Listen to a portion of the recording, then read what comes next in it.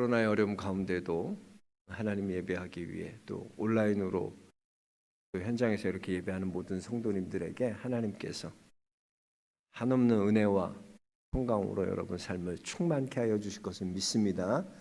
우리 옆 사람과 인사하겠습니다. 아주 잘 나오셨습니다. 예, 은혜 많이 받으십시오. 예.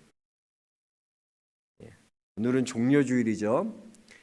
이 종려주일은 예수님께서 온 인류를 위해 또 십자가 지시기 위해 예루살렘으로 들어가실 때 백성들이 종려나무 가지를 꺾고 환호하며 외칩니다. 호산나 다윗의 자손이여 찬송하리이다. 주의 이름으로 오시는 이여 가장 높은 곳에서 호산나 하더라 그랬어요.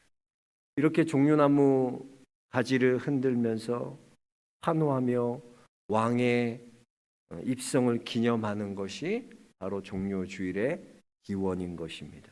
그래서 종려주일은요, 왕이 입성의 날이요 영광과 축제의 날이 바로 종려주일입니다. 그러나 예수님께서 그들이 원하는 왕이 될 것이라는 기대가 사라지자 그 환호와 찬송은 어떻게 바뀝니까?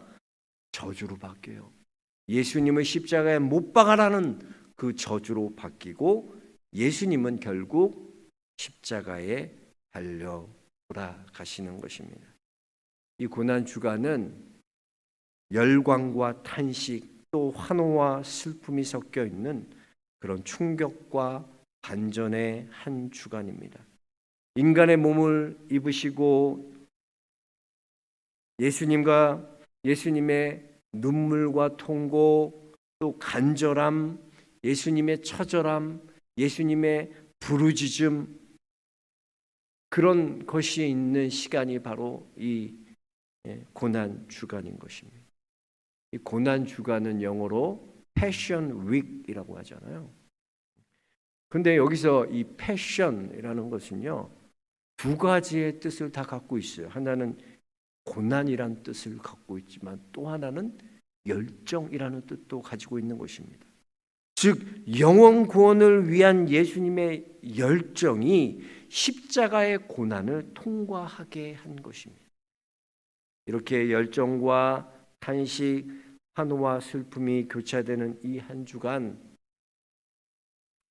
그 고난 주간, 우리는 그 예수님의 십자가를 깊이 묵상해 보면서 왜 예수님께서는 그 고난의 십자가, 그 저주의 십자가를 지셔야만 했을까?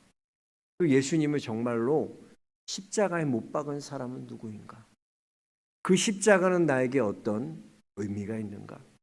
우리가 한 주간 이 십자가를 좀 깊이 묵상하며 주님의 은혜를 함께 나누고자 합니다. 예수님께서요, 이스라엘의 정치적으로 구원할 메시아로 이스라엘 백성들은 이해했잖아요. 그래서 이스라엘 백성들이 호산나 다윗의 자손이여 찬송하리이다 라고 했을 때 그들이 바랬던 메시아관은요, 모세와 같이 그들을 출애굽시켜줄, 종되었던 애굽에서 그들을 구원해줄 그런 모세와 같은 그런 메시아로, 정치적 메시아로 예수님을 잘못 이해했던 것입니다. 우리도 마찬가지예요. 우리가 예수님을 어떻게 이해하느냐, 어떻게 아느냐가 중요한 거예요. 내 삶에 축복만을 주시는 분으로 예수님을 이해하고 예수님의 이 십자가, 이 고난을 우리가 생각하지 못하고 깨닫지 못한다면 우리는 또다시 예수님을 십자가에 못 박는 그런 사람들이 되는 것입니다. 그러므로 예수님의 이 고난이 나를 위한 것이고 나를 사랑하시기 때문에 지셔야 될 십자가라는 사실을 깨닫게 될 때, 그것을 받아들이게 될 때 우리는 진정한 예수님의 십자가의 의미를 만나게 되는 줄로 믿습니다. 이제 오늘 주일 예배부터 시작해서요, 고난주간 특별 새벽 기도회에는 예수님께서 십자가상에서 하신 7마디의 가상 7원의 말씀을 함께 나누면서 그 말씀을 조금 더 깊이 묵상하는 그런 은혜를 나누고자 합니다. 마가복음 15장에 의하면요, 예수님께서 고난주간 금요일 오전 9시에 골고다 언덕의 십자가에 달리셨고요, 또 오후 3시에 운명하셨습니다. 예수님은 십자가상에서 6시간 동안 처절하게 자기와의 싸움 속에서 남기신 말이 그 7마디의 말씀이에요. 예수님께서 6시간 십자가에 달리실 때 그때 하셨던 그 7가지 그 유언이 바로 가상칠언의 말씀이에요. 예수님께서 마지막 살아계셨을 때 마지막으로 남겼던 7마디가 그래서 중요한 거예요. 왜? 그것이 예수님의 마지막 유언이기 때문에. 사람도 그렇잖아요. 사람이 이 땅에 살면서 이 땅을 떠나갈 때 남기는 그 마지막 말이 얼마나 중요한 말입니까? 그래서 정말 이 세상을 떠나갈 때 숨가쁘게 숨을 몰아쉬면서도 사랑하는 배우자나 자녀들에게 기력을 다해서 마지막으로 그 유언을 남기고 생을 마감하지 않습니까? 예수님도 똑같은 마음이셨어요. 예수님께서 마지막 운명하시기 전에 남기셨던 이 7마디가 유언, 예수님의 유언이고 예수님이 우리에게 하시는 아주 중요한 핵심적인 진리가 담겨있는 아주 보배와 같은 그런 보석과 같은 귀한 말씀이라는 거예요. 그래서 우리는 이 예수님께서 십자가상에서 하신 7마디의 말씀을 깊이 묵상하면서 마지막으로 십자가상에서 주님이 내게 말씀하시는 그 음성이 무엇일까? 우리가 그 예수님의 음성, 내게 하시는 그 예수님의 음성을 듣는 복된 한 주간이 되시길 주의 이름으로 축복합니다. 오늘 말씀의 시작이 어떻게 시작합니까? 이에 예수께서 이르시되로 시작하고 있다는 거예요. 예수님은 가장 고통스러운 순간에 입을 여셨습니다.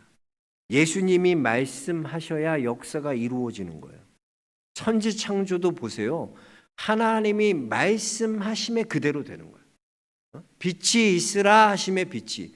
하나님께서 입을 열어 말씀하실 때 그 말씀이 그대로 이루어지는 것처럼 예수님께서 입을 열어 말씀하시는 그 말 한마디 한마디가 바로 진리가 되는 것이에요. 예수님 입에서 어떤 말씀이 나오셨을까? 가장 먼저 나온 말씀이 무엇일까? 예수님은 비명을 지르기도 버거운 그런 상태에서 말씀하신 겁니다. 자신을 찌르는 자를 향해 저주를 퍼붓기 위함도 아니고 살려달라고 애원하기 위함도 아니셨습니다. 나는 죄가 없고 나는 의로운 사람이다, 나는 억울하다라는 것을 주장하기 위해서도 입을 여신 것이 아닙니다. 예수님이 입을 여신 이유는 저들을 향해 용서를 선언하기 위해 예수님은 입을 여셨다는 거예요. 아버지여, 저들을 사하여 주옵소서. 여러분, 우리의 입에서 나오는 우리의 말들이, 우리는 어떤 말들을 많이 하며 삽니까? 우리의 입이, 우리의 말이 얼마나 악독하고 우리의 저주가 우리의 입에서 흘러나오지 않습니까? 남을 흉보고요, 남의 잘못을 지적하고요, 정죄하는 말을 쏟아낼 때가 여러분 우리가 얼마나 많이 있습니까? 우리의 원통함을 호송하고 자기의 자랑하기에 우리는 바쁩니다. 작은 것도 크게 떠벌리고 자신의 업적을 대단한 한 것처럼 우리는 자랑합니다. 정말로 우리의 입에서 흘러나오는 말 중에 여러분 가장 위대한 말이 무엇인 줄 아십니까? 그것은 바로 용서를 선언하는 것입니다. 내가 용서합니다. 이 한 주간 주님의 고난에 동참할 수 있는 첫 번째 과정은 바로 이 용서라는 것입니다. 여러분, 주님께서 왜 하늘의 영광 보좌를 다 버리시고 이 땅에 오셨습니까? 왜 하나님의 아들이신 그 예수님께서 가장 극악한 죄인이 달려야 될 그 십자가에 달려 돌아가신 것입니까? 그 형벌을 받으신 것입니까? 바로 우리의 죄를 용서해 주시기 위함이기 때문이에요. 자신을 못 박는 원수까지도 용서하시는 용서의 삶을 위해 서셨다는 거예요. 용서가 이렇게 중요한 것이었기에 예수님은 십자가에 못 박히면서 제일 먼저 제일 첫 번째 하신 말씀으로 용서의 기도를 올렸다는 겁니다. 여러분, 고난 주간이요, 정말 나와 연결되려면요, 용서의 삶이 우리에게 있어야 됩니다. 십자가를 통해서 하나님으로부터 먼저 죄 용서받은 우리는 끊임없이 주님처럼 용서와 용납의 삶을 우리도 살아야 될 줄로 믿습니다. 용서와 용납 없는 그리스도인의 삶은요, 결코 있을 수 없는 것이에요. 우리가 일생을 통해서 경험하는 일 가운데 가장 위대한 경험이 뭡니까? 가장 놀라운 경험이 무엇입니까? 그것은 나 같은 죄인을 주님께서 용서해 주셨다는 거 아닙니까? 또 우리의 일생 가운데요, 우리가 일생을 통해서 이웃에게 베풀 수 있는 최선의 사랑이 있다면 무엇일까요? 그것도 용서일 것입니다. 이렇게 용서하는 일이 정말 중요한 거예요. 근데 우리는 다 용서하는 것이 중요하다는 사실을 알지만 실제로 우리의 삶을 보면 참 용서와 용납하는 걸 실천하며 사는 게 너무나 어렵다는 거예요. 용서하고 싶지만 그게 안 되는 거예요. 용납하고 싶지만 그게 안 되는 거예요. 부부 사이에도 마찬가지입니다. 서로 용서하고 용납하며 사는 일, 그거 쉽지 않습니다. 특별히 내가 아무 잘못도 없음에도 불구하고요, 억울한 오해를 받게 되고요, 거절당하고요, 비판에 당하고 모욕을 당하고 해를 입고 치명적인 손해를 볼 때 우리는 용서하는 것이 얼마나 어려운가 깨닫게 됩니다. 아니, 용서가 어려운 정도가 아니라 용서는 불가능한 것이다라는 것을 발견하게 되는 겁니다. 그때 우리가 어떻게 이 용서의 문제를, 이 용서함의 능력을 우리가 사용하고 용서할 수 있을까요? 우리는 십자가 위에서 자신을 못 박는 자들을 위해 기도해 주셨던 이 예수님의 모습을 통해서, 그 예수님의 모습을 통해서 용서와 용납의 삶을, 비결을 배워야 되는 것입니다. 예수님의 십자가상에서 저들을 용서하여 주옵소서. 예수님께서는 저들을 용서하여 주옵소서. 저들이 하는 것을 알지 못한다 그랬어요. 즉 십자가상에서 예수님의 관심은, 온통 관심은 어디에 가 있습니까? 사람에게 가 있다. 예수님은 죽는 순간까지도 예수님의 관심이 자기에게 있지 않아요. 예수님의 관심은 바로 인간을 생각하시오. 사람에게 집중되어 있는 것을 봅니다. 골고다 언덕에서도 주님 말씀하십니다. 울고 있는 여인들을 향하여 나를 위해 울지 말고 너와 너의 자녀들을 위하여 울라고 주님께서 말씀하셨어요. 여러분, 관심은요, 그 사람의 마음의 방향을 나타내는 게 관심이에요. 내 마음이 어디로 향해져 있나? 우리의 관심을 보면 내 마음을 알아요. 그래서 돈에 관심이 있는 사람은요, 돈에 관심만 가져도 돈이 어디로 어떻게 하면 투자하고 어떻게 하면 거기에 관심을 가져. 또 명예와 권력에 관심이 있는 자도요, 그 마음이 다 방향이 거기에 가 있어요. 어떻게 하면 권력을 얻고 명예를 얻느냐, 여기에 마음이 가 있는 거예요. 주님의 온 마음과 관심은 지금 저들, 바로 우리에게 있습니다. 주님은 한 번도 그들을 원망하지 않으셨어요. 예수님의 눈에는요, 죄인이 죄인으로 보이지 않고 예수님의 눈에는 죄인은 사랑의 대상으로 보이는 겁니다. 언제나 예수님의 관심은 우리예요. 예수님은 우리 외에 다른 것엔 관심을 두지 않습니다. 십자가상에서 아버지여 저들을 용서해 주옵소서 기도하는 그 주님이 오늘도 그 주님의 눈이 예배를 드리고 있는 여러분을 향해 있습니다. 그리고 주님은 용서를 선언하십니다. 하나님 아버지여 누구누구 집사를 용서해 주세요. 하나님 아버지 누구누구의 권사를 용서해 주세요. 아버지여 누구누구 목사를 용서해 주세요. 주님은 오늘도 우리를 위해 중보하시고 우리의 용서를 위해 아버지께 기도하고 계시는 것입니다. 여러분, 우리는 이렇게 먼저 용서함 받은 자들이 우리라는 걸 기억해야 돼요. 예수님께서 먼저 여러분의 모든 죄를 용서해 주셨어요. 이 은혜를 입은 우리가요, 어떻게 용서하지 않고 살아갈 수 있겠습니까? 마태복음 18장에 보면요,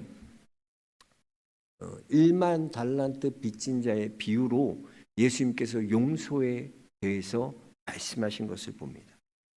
여러분, 1만 달란트를 빚졌다는 건요, 이거는 상상할 수 없는 액수예요. 당시 이스라엘이요, 로마에게 주는 전국에서 거쳤던 세금이 얼만큼 됐냐면 당시에 약 200달란트에서 300달란트 정도 전국에서 1년에 그 정도의 세금을 거쳐서 로마에 바쳤다고 합니다. 그러니까 한 나라가 걷는 세금의 100배 정도 되는 어마어마한 돈을 빚졌다는 거예요. 이런 빚은 개인이 질 수도 없고 갚을 수도 없는 거예요. 누가 이런 것을 개인에게 들려주겠습니까? 그런데 그 10,000달란트 빚진 자가 절하면서요, 주인에게 말합니다. 주님, 주인이여 좀 참아주소서, 좀 용서해 주소서. 그랬더니 주인이 어떻게 합니까? 그를 불쌍히 여겨 긍휼한 마음으로 그 빚을 다 탕감해 줬다는 거예요. 이렇게 1만 달란트 빚진 자가 탕감받을 수 있었던 것은요, 주인이 그를 불쌍히 여겼기 때문에 탕감해 주는 거예요. 그런데 이 빚을 탕감받은 이 1만 달란트 빚진 그 빚을 탕감받은 그 사람이요, 나가서 밖에서 자기 동료를 만나는데요, 자기에게 100데나리온 빚진 자를 만납니다. 10,000달란트는 도저히 갚을 수도 없는 돈이었지만 100데나리온은요, 한 사람이 보통 사람이 하루 일해서 벌 수 있는 것이 한 데나리온이라고 하면 한 10만 원 정도 되는 거죠. 지금으로 따지면 100일 정도 일하면 받을 수 있는 돈. 그러니까 그 돈은요, 충분히 개인이 갚을 수 있는 돈이에요. 그런데 그 돈을 갚지 않았다고 그 사람이 좀 연장해 달라고, 좀만 참아 달라고. 그러자 어떻게 합니까? 그 사람이 멱살을 잡아요. 1만 달란트 탕감받은 사람이 멱살을 잡고 흔들고, 나는 못 참겠다, 너를 감옥에 가두겠다. 그리고 감옥에 가두는 것입니다. 이렇게 갚지 못한 놀라운 은혜를 입은 사람이 100데나리온 빚진 자를 만나자 멱살 잡고 그를 감옥에 가두는 거예요. 그때 이 소식을 들은 주인이 다시 그 악한 종을 불러들입니다. 나는 내가 빌기를 너에게 긍휼히 여겨서 빚을 전부 탕감해 주었거늘 너는 고작 100데나리온도 갚지 않는다고 너의 동료를 괴롭히고 모욕하며 그를 감옥에 넣느냐? 안 되겠다. 너는 도로 10,000달란트를 갚아야 되겠다. 그 빚을 다 갚을 때까지 감옥에 있어라. 그렇습니다, 여러분. 우리가요, 무슨 자격이 있어서 예수님이 우리 용서해 주신 것이 아니라는 걸 기억해야 돼요. 나는 저 사람보다 낫기 때문에, 저런 죄는 짓지 않았기 때문에 예수님이 그래서 내 죄는 용서해 주신 거야. 근데 너의 죄는 끔찍한 거고, 너는 나보다 죄인이기 때문에, 그렇게 큰 죄를 지었기 때문에 너는 용서받을 수 없을 거야. 여러분, 우리가 예수님께 용서받은 것, 예수님이 우리의 죄를 위해 십자가에 달려 돌아가신 것은요, 우리가 무슨 자격이 있기 때문에, 그럴 만한 가치가 있기 때문에 용서받은 것이 아니라는 걸 기억해야 돼요. 예수님께서 우리의 죄를 용서해 주신 것은 오직 예수님의 긍휼하심의 은혜 때문에 우리의 죄가 용서받은 것이지, 어떤 우리의 의로 인해서 내가 다른 사람보다 낫기 때문에 주님이 나를 용서하신 것이 아니라는 거예요. 우리는 도저히 용서받을 수 없는 죄인입니다. 그런데 주인은 묻지도 않고 따지지도 않고 십자가에 나를 위해 죽으심으로 우리의 모든 죄를 용서해 주셨습니다. 이 놀라운 은혜를 입은 우리가요, 어떻게 다른 사람을 용서하지 않을 수 있겠습니까? 자격 없는 자에게, 용서받을 자격이 없는 자에게 끊임없이 용서하시며 오늘도 우리에게 관심 가지시며 우리를 위해 아버지여 저들을 용서하여 주옵소서라고 용서를 선언하시는 그 주님을 우리가 만났다면, 경험했다면 우리가 어떻게 다른 사람을 용서하지 않을 수 있겠습니까? 예수님께서 용서하신 것은요, 이렇게 용서의 본을 보이신 거예요. 죄 없으신 그분이요, 우리를 용서하기 위해 먼저 십자가에 달려 죽으신 것입니다. 이렇게 용서의 본을 보여주신 예수님과 같이요, 우리 또한 용서의 본을 보여야 돼요. 여러분, 먼저 한 주간 우리가 용서의 삶을 살기로 선언하시기 바랍니다. 상대방의 상태와 상관없이 내 편에서 용서하는 것이지 상대가 회개해야 용서하는 것이 아니에요. 나를 공격하는 그 순간, 나를 때리고 채찍하는 그 순간 그를 용서하는 것입니다. 용서는요, 지금 하는 거예요. 지금. 용서는요, 여러분 꼭 살아있을 때 하는 거예요. 죽으면 용서가 소용없는 거예요. 예수님도요, 부활 이후에 용서를 선언하신 게 아니잖아요. 예수님은 십자가에 죽으시기 전에 이미 용서를 선언하셨어요. 예수님은 부활 이후에도 충분히 용서를 선언하실 수 있어요. 다 내가 너희를 용서한다. 그러나 그러지 않으셨어요. 우리가 여러분 이렇게 살아있다는 건요, 우리도 아직 용서할 기회가 있다는 거예요. 우리가 의식이 있을 때, 이렇게 생명을 주실 때 용서를 꼭 하세요. 여러분 마음 가운데 생각나는 사람이 있을 거예요. 내가 그동안 용서하지 못했던데, 내가 그동안 용서한다고 말했지만 마음속으로는 그 사람을 용서하지 못하고 용납하지 못하고 분한 마음을 가지고 여러분 그렇게 살아가고 있지는 않으셨습니까?